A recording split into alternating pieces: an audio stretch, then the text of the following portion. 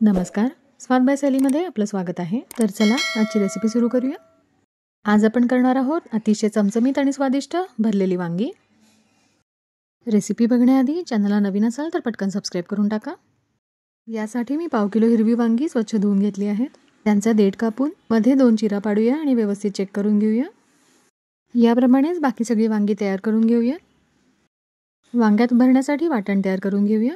यासाठी अर्धा वाटी भाजलेले शेंगदाणे घेतेय, अर्धा वाटी कापून घेतलेलं सुकं खोबरं, 1 हिरवी मिरची तुकडे करून घेतलेली, साधारण 1.5 इंच आल्याचा तुकडा, 7 ते 8 लसणाच्या पाकळ्या, अर्धा चमचा जिरे,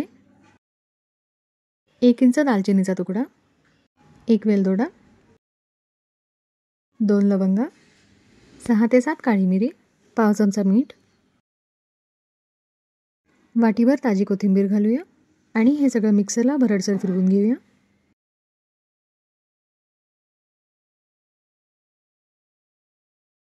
आता हे वाटण सगळ्या वांग्यांमध्ये भरून घेऊया.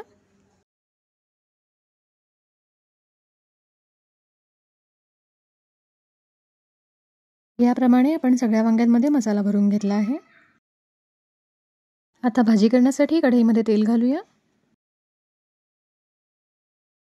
तेल गरम झालं की अर्धा चमचा मोहरी घालूया, 1 तमालपत्र, अर्धा छोटा चमचा जिरं, 1 मोठा कांदा कापून घेतलेला. सगळं व्यवस्थित परतून घेऊया. यामध्ये 8 ते 9 कढीपत्त्याची पानं घालूया, पाव छोटा चमचा मीठ, वर खाली करून घेऊया आणि कांदा गुलाबीसर होईपर्यंत शिजवूया. आता यामध्ये आपण भरून घेतलेली वांगी घालूया. हलकंसं परतून घेऊया आणि 1-2 मिनिटं शिजू देऊया. यामध्ये पाव चमचा हळद घालूया, 1 चमचा काश्मीरी मिरची पावडर, मी रंगासाठी वापरली आहे, तुम्ही नॉर्मल तिखट वापरलं तरीही चालेल, 1 चमचा कांदा लसूण मसाला. सगळं व्यवस्थित मिक्स करून घेऊया. आता वांग्यांना झाकून 1-2 ते 3 मिनिटं वाफ काढूया. आता यामध्ये गरम पाणी घालूया. गरम पाणी घातल्यामुळे वांगी आतून बाहेरून समान शिजतात आणि भाजीला तवंगही छान येतो.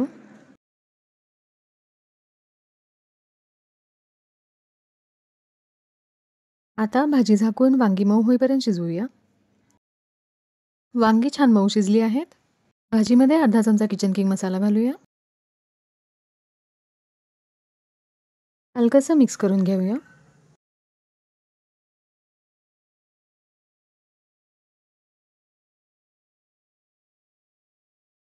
तुम्ही बघू शकता आपल्या भाजीला कलर किती छान आला आहे ते. यावर ताजी कोथिंबीर घालूया. तर आपली चमचमीत आणि चविष्ट भरलेल्या वांग्याची भाजी तयार आहे.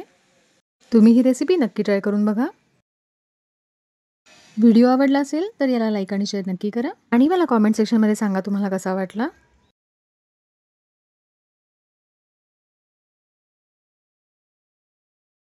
आणि तुम्ही अजूनपर्यंत जर चॅनलला सबस्क्राईब केलं नसेल तर याला सबस्क्राईब करून बेल आयकॉन दाबायला विसरू नका.